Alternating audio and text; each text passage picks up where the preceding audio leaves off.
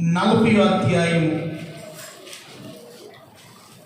ఇర్మియా గ్రంథము 40వ అధ్యాయము 4వ వాక్యాన్ని మనం చదువుకుంటే, ఆలకించుము, ఈ దినమున నేను నీ చేతుల సంకెళ్లను తీసి నిన్ను విడిపించుచున్నాను. 2వ లైన్ చదువుకున్నాం. నేను నిన్ను భద్రముగా కాపాడెదను. చెప్పండి, నేను నిన్ను భద్రముగా కాపాడుదును. దేవునికి మహిమ కలుగును గాక. దేవుడి నెలంతా దేవుడు మనలను, మన కుటుంబాలను, మన బిడ్డలను భద్రముగా కాపాడును గాక. భద్రముగా కాపాడును గాక. భద్రముగా కాపాడును గాక. చదువులకు దేవునికి మహిమ కలుగును గాక. హల్లెలూయా. ఆయన మనలను కాపాడే దేవుడండి. ఇటువంటి వాడు ఆయన మనలను కాపాడే దేవుడు. ఒక చిన్న ప్రార్థన చేసుకుని బతుకుతున్న దేవుని మాటకి మహాపరిశుద్ధమైన దేవ, ఈ పూట నీ సన్నిధికి వచ్చిన బిడ్డలను జ్ఞాపకం చేసుకోండి. కొద్ది నిమిషాలు చదివిన లేఖనముల నుండి మాతో మాట్లాడండి. వాక్యం నీది, ప్రజలు నీవాడు. నిలబడిన మనుషుడు ఒట్టివాడు, బలహీనుడు ప్రభువా. మీరు మరుగు చేయండి, మాకు అర్థమయ్యే రీతిలో మీరు బోధించండి. ఈ వాక్యానుసరంగా నడుస్తూ ఈ కడవరి కాలమందు నీకు ఇష్టమైన బిడ్డలుగా జీవించినట్లుగా మీ సహాయమును మాకు అనుగ్రహించమని యేసు నామమున ప్రార్థన చేస్తున్నాము తండ్రి. ఆమేన్. హల్లెలూయా. హల్లెలూయా. చాలా జాగ్రత్తగా దేవుని వాక్యం విన్నాం. దయచేసి ఎవరు ఇటుబాటు తిరగకూడదు. ఒక కొద్ది నిమిషాలు దేవుని వాక్యం మీద మనం మనసు ఉంచినట్లయితే, ప్రవక్త అయినటువంటి ఇర్మియా ద్వారా దేవుడు ఇశ్రాయేలు ప్రజలతో మాట్లాడుతున్నాడు.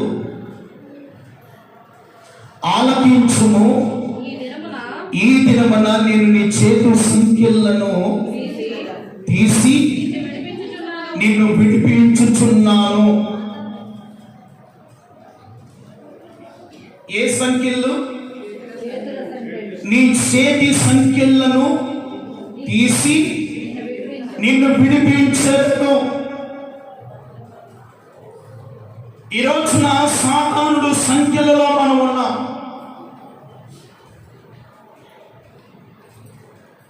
ఈ రోజున ఎంతో మంది యవన బిడ్డలను కానీ,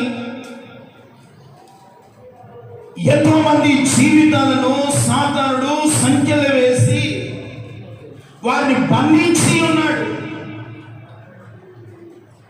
దేవుని వాక్యం అంటుంది, ఆలకించుము, నేను నీ చేతి సంఖ్యలను విడిపించదను. ఎన్ని సంఖ్యలు వేసి మనల్ని బంధించినా మన దేవుడు ప్రతి సంఖ్యల నుండి మనల్ని విడిపించే దేవుడు. ఎవరంటే ఆయన మనల్ని విడిపించే దేవుడు. కొన్ని సందర్భాల్లో మనుషులు మనల్ని విడిపించకపోవచ్చు, మనుషులు మనల్ని కాపాడకపోవచ్చు. నీకున్నటువంటి పరిస్థితులు ఎవరిని దానికి రాకపోవచ్చు, ఎవరు నీకున్నటువంటి బంధకాలను విడిపించబడలేకపోవచ్చు. అయితే మన దేవుని వాక్యం అంటుంది కదా, ఈరోజు మీరు ఆలోచిస్తానంట, ఇదిగో మీ చేతి సంఖ్యలను నేను విడిపించబోతున్నాను. ఈరోజున ఎంతో మంది యవనస్తులు బిడ్డలు ప్రియమైనగా సాతాను సంఖ్యలు వేసి వారిని బంధిస్తున్నాడు. త్రాగుబోతులుగాను, జూతకులుగాను, వ్యభిచారులుగాను, దొంగలుగాను, నరహంతకులుగాను సాతానుడు వాడి సంఖ్యలు వేసి వారికి అనుగుణంగా వారిని మార్చుకొని ఎంతమందిని అప్పగించి పీడిస్తూ ఉన్నాడో, ఈ రోజున మన బిడ్డలు అలా ఉండకూడదు. ఒకవేళ మన బిడ్డలు కూడా సాతానుడు ఏ సంఖ్యలు వేసి బిగించినా ఆ సంఖ్యలను దేవుడే విడిపించబోతున్నాడు. హల్లెలూయా! దేవుడు మన బిడ్డలను విడిపించబోతున్నాడు. ఆయన విడిపించకపోతే ఈ లోకంలో ఏ మనుషుడు విడిపించలేడండి. అందుకనే దేవుని వాక్యం అంటుంది కదా, కింద 2వ లైన్లో మనం చదువుకున్నాం, నేను నిన్ను భద్రముగా కాపాడుదును. ఒకటి విడిపిస్తానంటున్నాడు, రెండవది నేను మిమ్మలను భద్రముగా కాపాడుదును అంటున్నాడు. ప్రభు కాపాడాలి అంటే ఆయనకి ఇష్టమైన జీవితం మనలో ఉండాలి. ఊరికిన దేవుడు ఎవరైనా వారిని కాపాడడు. నీవు పాపములో జీవిస్తూ, లోకములో జీవిస్తూ, లోకముతో కలిసి అడుగులు వేస్తూ, నీ మనస్సుకు నచ్చినట్లుగా ప్రవర్తిస్తూ ఉంటే దేవుడు కాపాడడు. దేవుడు ఎప్పుడైనా ఒక వ్యక్తిని కాపాడాలంటే పరిశుద్ధుడైన దేవుని ఎరిగి మారు మనసు పొంది యేసుని రక్షకుడుగా అంగీకరించి దేవుని వాక్యానుసారంగా నడుస్తూ ప్రభువుల నమ్మకస్తులుగా ఉంటారో వారిని మాత్రమే దేవుడు భద్రముగా కాపాడుతాడు. వారిని మాత్రమే దేవుడు కాపాడుతాడు. ఎన్ని కీడు వచ్చినా, శోధనలు వచ్చినా, శ్రమలు వచ్చినా భయపడవద్దు. దేవుడు నేను మిమ్మల్ని భద్రముగా నేను కాపాడేదను. ఒకనొక సమయం అందు ప్రియమైన వాళ్ళరా, ఇశ్రాయేలులు 430 సంవత్సరాలు ఐగుప్తులో ఉన్నారు. 70 సంవత్సరాలు బబులోను చెరలో ఉన్నారు.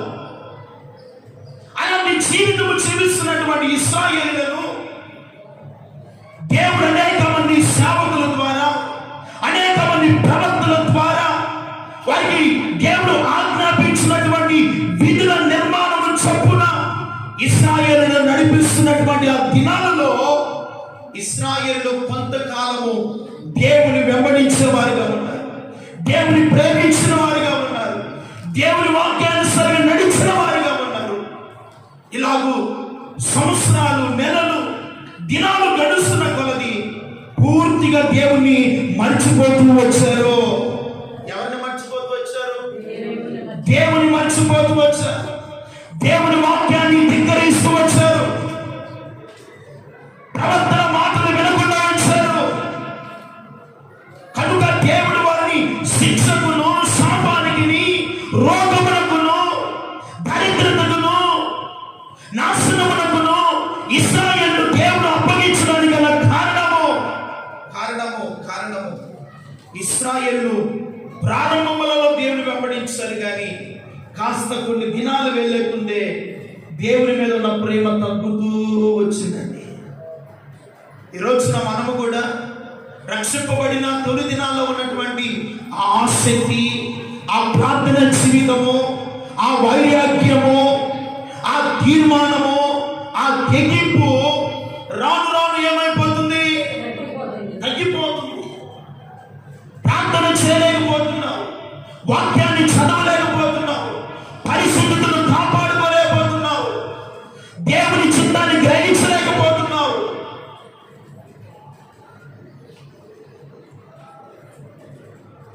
దేవుని చిత్తాన్ని గ్రహించకపోయినా దేవుడు నిన్ను కాపాడాలనుకుంటాం, అది మన భ్రమ అని తెలుసుకోవాలి. ప్రేమ చదవండి, ఒక్క మాట కానీ చదివితే ప్రవక్త అయినటువంటి ఇర్మియా ఎందుకు ఏడుస్తున్నాడో మనకు బాగా అర్థమవుతుందండి. 8వ అధ్యాయం, ఇర్మియా గ్రంథము 8వ అధ్యాయం.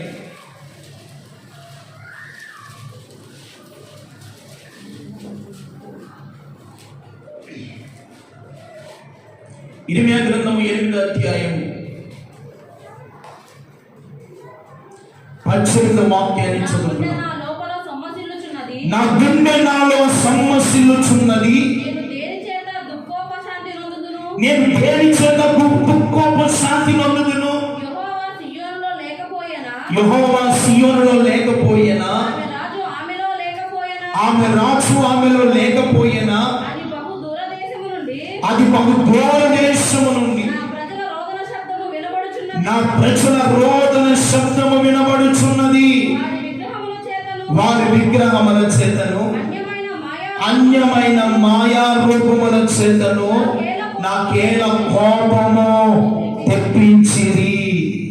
ఏం చేస్తారంట? దేవునికి కోపము తెప్పించిరి. తనను బట్టి నా వైపు చూస్తే ప్రియమైన వారా, ఎన్నో సందర్భాల్లో దేవునికి కోపము తెప్పించే వారుగా ఉంటున్నాం. దేవుని వాక్యాన్ని విని కూడా వినట్లుగానే ఉంటున్నాం. అందుకనే ప్రవర్తన నా గుండె నాలో సొమ్మసిల్లుచున్నది. ఎందుకు? ప్రవర్తన గుండె అతను సొమ్మసిల్లిపోతూ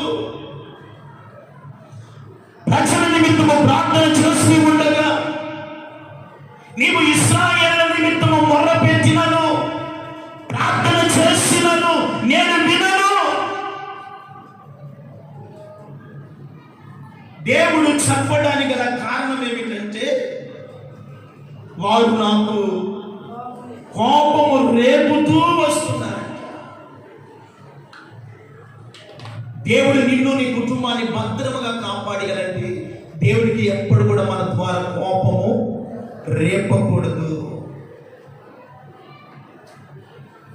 అందుకనే పౌలు గారు అంటాడు, తండ్రులారా తల్లులారా మీ పిల్లలకు కోపము రేపకున్నట్లు ప్రభు యొక్క శిక్షలోను ప్రభు యొక్క బోధనలోను వాడిని పెంచుడి. తల్లిదండ్రులతో చెప్తున్నా, పిల్లలకి ఏమి రేపకూడదంట? కోపము రేపక. ఇప్పుడు మనం కూడా ఎక్కడ ఉండాలి? ప్రభు యొక్క శిక్షలోను ప్రభు యొక్క బోధలో ఉంటే దేవుని కోపాన్ని రేపిస్తామా? ఈరోజున ప్రభు యొక్క శిక్షణ, ప్రభు యొక్క బోధ మన హృదయంలో బోధ పడకపోవడాన్ని బట్టి ఇశ్రాయేలు ఆనాటి ప్రజలు ఆయన కోపము రేపుతూ వచ్చారు. ఈనాటి కాలంలో ఉన్న ప్రజలు కూడా దేవునికి ఏమి రేపుతున్నారు? కోపము రేపుతూ ఉన్నారు. కారణము ఏమిటి? కింద వచ్చిన మనం చదువుకుంటే, కోతకాలము గతించుచున్నది, భీష్మకాలము జరిగిపోతున్నది. ఇదిగో మనము రక్షణ నొందకే ఉన్నామని చెప్పుదురు. నా చెరుల వేదనను బట్టి నేను వేదన పడుచున్నాను, వ్యాకుల పడుచున్నాను. ఘోర భయము నన్ను పట్టి ఉన్నది. గిలాదులో గుగ్గిలము ఏది లేదాయే, అక్కడ ఏ వైద్యుడు లేడా? నా చెరులకు స్వస్థత కలుగపోవచ్చున్నది. ఈరోజున దేవునికి కోపము రేపుట వలన ఇర్మియా ప్రవక్త గంట, నా చెరులు వేదన పడుచున్నారు. ఈరోజున నీ కుటుంబంలో వేదనకు కారణం, ఈరోజున నీ కుటుంబంలో కన్నీళ్లకు కారణము, ఈరోజున నీ కుటుంబంలో సమస్యలకు కారణము నీవన్న సంగతి మర్చిపోవద్దు. ఎన్నో సందర్భాల్లో దేవుడు నీతో మాట్లాడుతూ వస్తున్నా, వాక్యమునికి బోధిస్తూ వస్తున్నా, దేవునికి కోపము రేపడం మాటలేదు. దేవుని మాట వినకపోవడాన్ని బట్టే కదా గిలాదులో ఏమీ లేదంట, గుగ్గిలము లేదా, అక్కడ ఏ వైద్యుడు ఎందుకు లేడు? వైద్యుడు ఈరోజున ఎక్కడ చూస్తున్న హాస్పిటలే కదండి, సూపర్ స్పెషాలిస్ట్ హాస్పిటల్. గిలాదులో గుగ్గిలము లేదా, ఎక్కడ అక్కడ ఏ వైద్యుడు ఎందుకు లేరు ఉన్నారు? జనులకు ఎందుకు లేదు స్వస్థత? జనులకు ఏం కలగట్లేదు? స్వస్థత కలగపోవచ్చున్నది. అయ్యా, గుగ్గిలం అంటే ఒక చిన్న మందండి, ఔషధం. దాన్ని ఏమంటారు? గుగ్గిలం. చదవండి ఆ మాట చదువుకుంటే. ఇర్మియా గ్రంథము ఒక్క మాట చదువుకున్నాం. ఇర్మియా గ్రంథంలో ఆ మాట చదువుకుంటే ప్రియమైన వాళ్ళరా చూడండి, ఒక్క మాట చదువుకున్నాం. ఆ గుగ్గిలం అనే మాటకు 46వ అధ్యాయము 11వ వాక్యాన్ని చదువుకున్నాం. ఐగుప్తు కుమారి కన్యక గిలాదునకు వెళ్ళి గుగ్గిలము తెచ్చుకొనుము. ఇదిగో అక్కడ ఏం జరుగుతుంది అంట? విస్తారమైన ఔషధములు తెచ్చుకొనుట వ్యర్థమే, నీకు చికిత్స కలుగదు. అంటే ఇప్పుడు గుగ్గిలము దొరికే స్థలం ఏంటయ్యా? గిలాదులో. ఈ రోజున గిలాదు అనే లోకముల గుగ్గిలము, ఔషధము, మందు. ఎన్ని టాబ్లెట్లు వేస్తున్నా, ఎన్ని పిల్లలు వాడుతున్నా రోగము పోవటం లేదు, స్వస్థత కలగటం లేదు, ఆరోగ్యము పొందలేని స్థితి. ఈరోజు నా ప్రియమైన వాళ్ళరా స్వస్థత కలగకపోవడానికి కారణము కోతకాలం వెళ్ళిపోతుంది, భీష్మకాలము గతించిపోతుంది. నా జనులు బట్టి నేను వేదన పడుచు ఉన్నాను, సమస్యలుచున్నాను. ఎందుకంటే నా జనులు యెహోవాకు కోపము రేపుచు ఉన్నారు.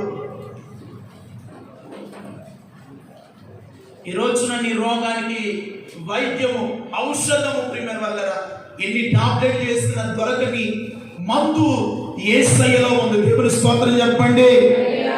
యేసయ్య కల్వరి రక్తం అనే మందు ఈ హృదయంలో ప్రోక్షింపబడితే ప్రతి గాయములను స్వస్థపరచునుగాక, ప్రతి దెబ్బలను బాగు చేయునుగాక. నీకు నీ పాపానికి, నీ శాపానికి ఒక ఔషధం లాంటి మందు ఏమిటంటే యేసు రక్తం అనే మందు. దేవుని స్తోత్రం చెప్పు.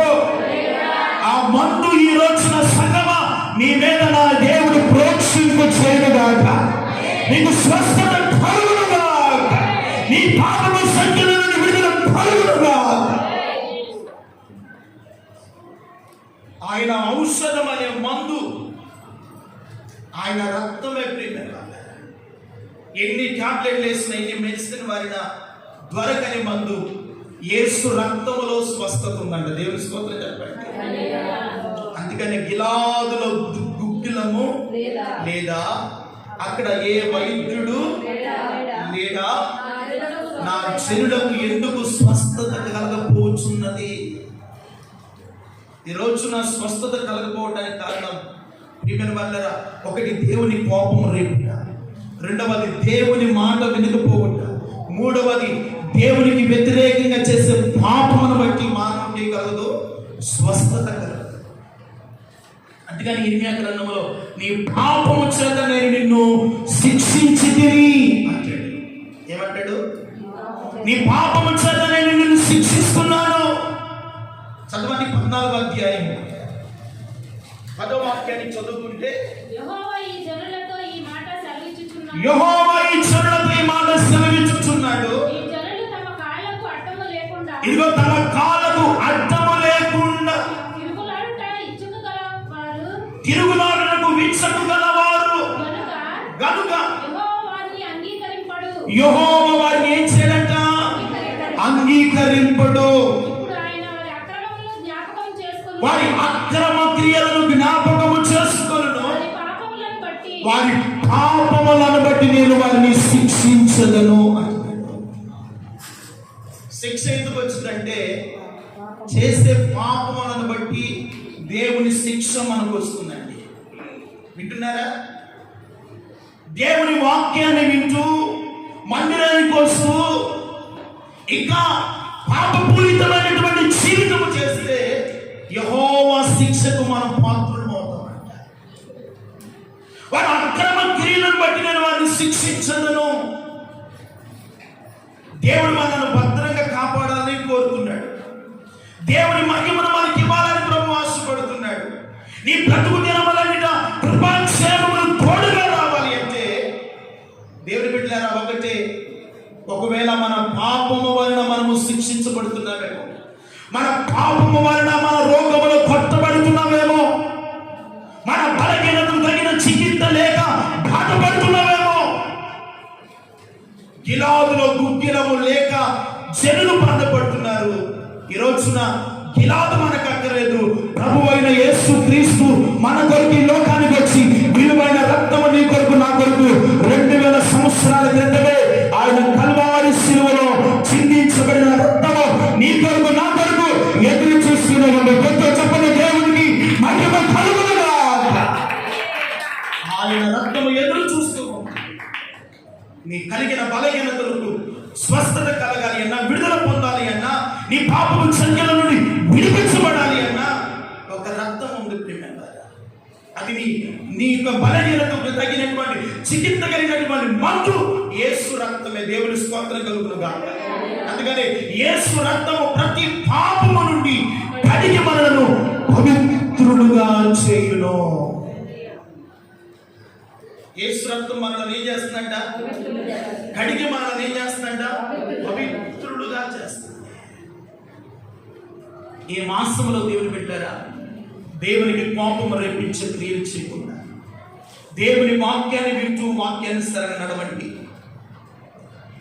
ఏ పాపము వలన శిక్షకు మీరు పాత్రులు కాకుండా పవిత్రతను, పరిశుద్ధతను, నీతిని, ఒక వాక్యానుసారమైన జీవితాన్ని కాపాడుకోగలిగితే ఈ నెలంతా కూడా దేవుడు నిన్ను, నీ ఇంటి వారిని, నీ బిడ్డలను ఆయన భద్రముగా కాపాడుతుందని వాగ్దానం ఇస్తున్నాడు. ఏం చేస్తున్నాడు? భద్రముగా కాపాడుతున్నాడు. ఒకటి, హృదయము భద్రంగా ఉండాలి. ఏమి భద్రంగా ఉండాలి? హృదయము భద్రంగా ఉండాలి. ఈ హృదయములో నుండి అసూయలు, ద్వేషము, కలహము, ద్వేషములు, మత్సతలు, అసూయలు, పుణ్యములు, ఇవన్నీ మనుషుని హృదయములో నుండి వచ్చి మనుషుని ఏం చేస్తున్నాయి? అపవిత్రపరుస్తున్నాయి, దేవునికి దూరస్తుడుగా చేస్తున్నాయి. అందుకనే హృదయము ఎలా ఉండాలంట? భద్రముగా ఉంటే యెహోవా నిన్ను భద్రముగా కాపాడుతాడు. హృదయం ఎలా ఉండాలంట? భద్రముగా ఉండాలి. చదవండి, సామెతల గ్రంథంలో ఒక మాట చదువుకొని నేను వాక్యాన్ని ముగిస్తాను. ప్రియమైన వాళ్ళారా, చదవండి. సామెతల గ్రంథము 4వ అధ్యాయం 23వ వచనం. నీ హృదయములో నుండి జీవదారులు బయలుదేరును కాబట్టి అన్నిటికంటే ముఖ్యముగా భద్రముగా కాపాడుకోవాలి. దేని కాపాడుకోవాలి? నా వైపు చూడండి. దేని కాపాడుకోవాలి? హృదయం, మనస్సును, ఆలోచనలను భద్రముగా ఇచ్చేయాలంటే కాపాడు. మన హృదయంలో వచ్చే దురాలోచనలు, దేవునికి ఇష్టమైనటువంటి ఆయాసకరమైన పనులు హృదయంలోకి వస్తాయి. మనసుతో ఆలోచిస్తావు, దాన్ని చేయడానికి నీ హృదయం నిన్నేం చేస్తుంది? ప్రేరేపిస్తావు. అది నిన్ను ఒక చోట నెమ్మదిగా కూర్చోనివ్వదు. పరిశుద్ధంగా బ్రతకాలనుకుంటావు, బ్రతకలేవు. భక్తిలో ఉండాలనుకుంటావు, ఉండలేవు. ఈరోజు చక్కగా స్థలస్నానం చేసి 1 గంట సమయము నా దేవుని సన్నిధిలో ఏకాంతంగా ప్రార్థన చేసుకోవాలనుకుంటావు, కానీ నీ మనసు నీ దగ్గర ఉండదు. అందుకనే నీ హృదయమును నువ్వేం చేయాలంటే భద్రముగా కాపాడుతావు. అందుకని మన హృదయములో నుండి పైవచ్చులు అంటాడు జీవధారలు. ఏమిటి జీవధారలు? మన యేసయ్య జీవము కలిగిన దేవుడు, మన యేసయ్య మరణాన్ని జయించిన దేవుడు, మన యేసయ్య సాతాన్ని ఓడించిన దేవుడు. నీ హృదయముల నుండి ఏమి రావాలి అంటే జీవము కలిగిన దేవుని వాక్యం అనే జీవధారలు నీ హృదయములో ప్రవహిస్తూ ఉంటే నీ హృదయము ప్రతిరోజు భద్రముగా కాపాడబడుతుంది. నీ హృదయములో నుండి జీవధారలు కాకుండా లోక ఆలోచనలు, పాపము ఆలోచనలు ఉంటే హృదయము నీలో ఏముంది? భద్రముగా కాపాడుకోవాలి. నీ హృదయం నుండి జీవ అందుకనే దేవుడు పెట్టారా మన హృదయాన్ని ఏం చేయాలంటే భద్రముగా కాపాడుకోవాలి. రెండవది అంటున్నాడు, రెండవదిగా చదవండి, మరొక మాట చదువుకుంటే ప్రియమైన వల్ల ఒకటి హృదయాన్ని ఏం చేయాలంట భద్రముగా కాపాడుకోవాలి.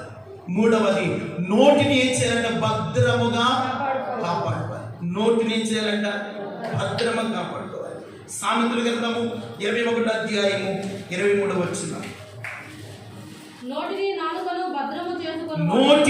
నాలుకను నువ్వేం చేయాలంట భద్రముగా చేసుకునేవాడు. అబ్బా ఎక్కడి నుండి కాపాడుకుంటాడంట? ఈ రోజున శ్రమకు కారణం ఏమిటో తెలుసా? నోరు, నాలుక. ఈ నాలుక మాట్లాడకూడదు, ఏదో మాట్లాడింది, నోరు జారిది. కాలు జారిన తీసుకోవచ్చేమో కానీ నోరు జారితే మళ్ళీ వెనుకకు. అందుకని నోటిని నాలుకను భద్రముగా కాపాడుకుంటాడ. శ్రమ నుండి వాడి ప్రాణము కాపాడుకుంటాడు. దేవుని స్తోత్రం కలుగును గాక. ఈ రోజున నీ నోటిని నీ నాలుగును కాపాడుకుంటే రాబోయే ప్రతి శ్రమలో నుండి, ప్రతి శోధనల నుండి నా దేవుడు మీ ప్రాణములను ఆయన కాపాడి తప్పించును గాక. హల్లెలూయా. మూడవదిగా మరొక విషయాన్ని చదువుకుంటే చదవండి. మూడవదిగా ప్రియమైన వాళ్ళ నిన్ను నీవు భద్రముగా చేసుకునము. మనం ఏం చేయాలంట? భద్రం చేసుకోవాలి. ఎవరో వచ్చి నిన్ను భద్రంగా కాపాడలేదు, నిన్ను నీవేం చేసుకోవాలంట? ప్రతిరోజు భద్రంగా కాపాడుకోవాలి. చదవండి, మొదటి యోహాను రాసిన పత్రిక 5వ అధ్యాయం 17వ వాక్యం.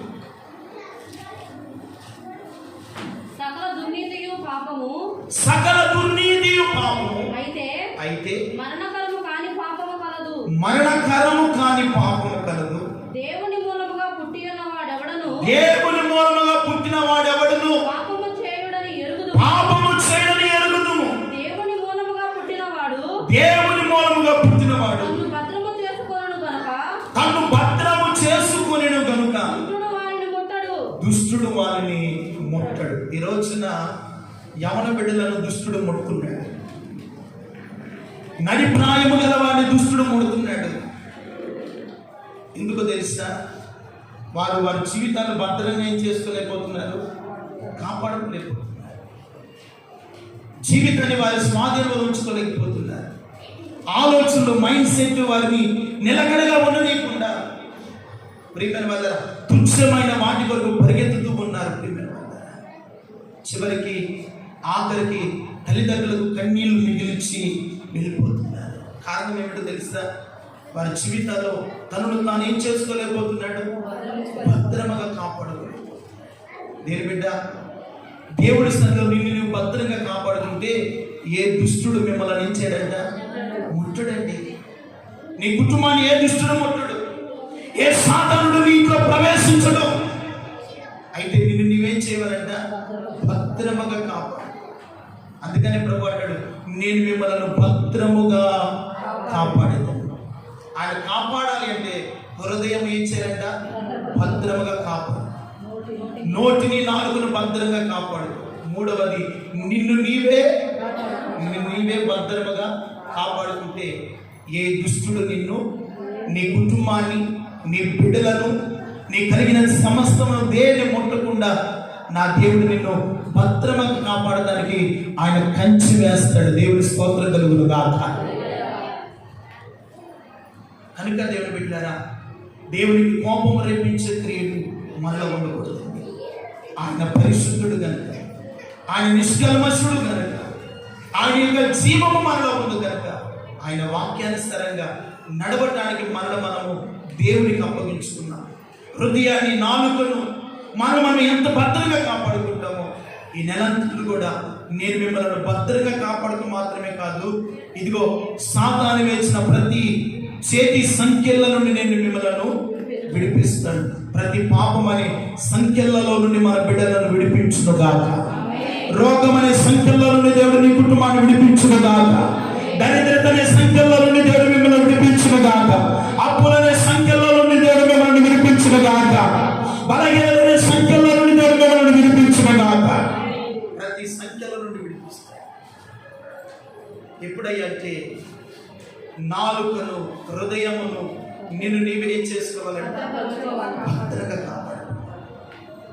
యేసయ్య తన 3.5 సంవత్సరములలో ఆయన జీవించిన దినాలలో తనను తాను భద్రముగా కాపాడుకున్నాడు. పాపము లేనివాడిగా, పరిశుద్ధుడుగా, నిర్దోషిగా బ్రతికేడు కనుకనే యేసయ్య అంగీకరించబడ్డాడు. దేవుని స్తోత్రం కలుగును గాక. నీవు నేను అంగీకరించబడాలి అంటే నీవు కూడా నిన్ను నీవేం చేసుకోవాలి? భద్రముగా కాపాడు. తొందరపడవద్దు, ఆవేశపడవద్దు, త్వరపడవద్దు. ప్రతిదీ ఆలోచించి దేవుని సన్నిధిలో మెలకువ కలిగి ప్రార్థనాపూర్వకంగా నువ్వు వెళితే దుష్టుడు ముట్టాలని చూసిన నిన్ను దుష్టుడు ముట్టకుండా నా దేవుడు నిన్ను భద్రముగా కాపాడుతాడు. హల్లెలూయా. దుష్టుడు ముట్టకుండా నిన్ను కాపాడు. దుష్టుని చేతికి చిక్కకుండా ఆయన నిన్ను కాపాడుతాడు. నిన్ను కానీ, నీ బిడ్డలు కానీ, నీ కుటుంబాన్ని కానీ ఈ మాసమంతలో కూడా దేవుడు ఈ స్థలంలో కూర్చున్న మిమ్మల్ని అందరినీ కూడా ప్రభు భద్రముగా కాపాడి నడిపిస్తూ పోతున్నాడు. హల్లెలూయా. దేవుని మాట నిజమైంది. దేవుని మాట గతించుకోలేదండి. దేవుని మాట ఎన్నడూ త్రోసివేయదు మిమ్మల్ని. అందుకనే కోతకాలం వెళ్ళిపోతుంది, భీష్మకాలము జరిగిపోయింది. ప్రభు రాకడ సమీపిస్తున్నటువంటి దినాల్లో ఉన్నా ఈ దినాల్లో నీవు నేను మన హృదయాన్ని, మన నోటిని మనం ఎంత భద్రంగా కాపాడుకుంటామో ప్రభు రాబోతున్నాడు. ఆయన ఎదుట నిలబడే ధైర్యము, నిలబడే యోగ్యత, ఆయన సంపాదించుకునే కృప, ఆయన ఉన్నతమైనటువంటి పరలోక రాజ్యంలో ఆయనతో కలిసి మనం జీవించాలి అంటే ఈ లోకంలో మనం ఏం చేయాలంట? భద్రముగా కాపాడుకున్నాం. ఎక్కడ లోకానికి నిన్ను అప్పగించుకోవద్దు, పాపానికి నిన్ను అప్పగించుకోవద్దు, సాతానికి ఎక్కడ నిన్ను అప్పగించుకోకుండా దేవుని చేతులకి నిన్ను అప్పగించుకో. దేవుని పాదాలు ఎదుగురా, కన్నీరు కాచు. అయ్యా నా వల్ల కావటం లేదయ్యా, నాలో ఉన్నటువంటి చంచలమైన ఆలోచనలు, నాలో ఉన్నటువంటి నీకు ఇష్టం లేని స్వభావం నాలో ఉందయ్యా.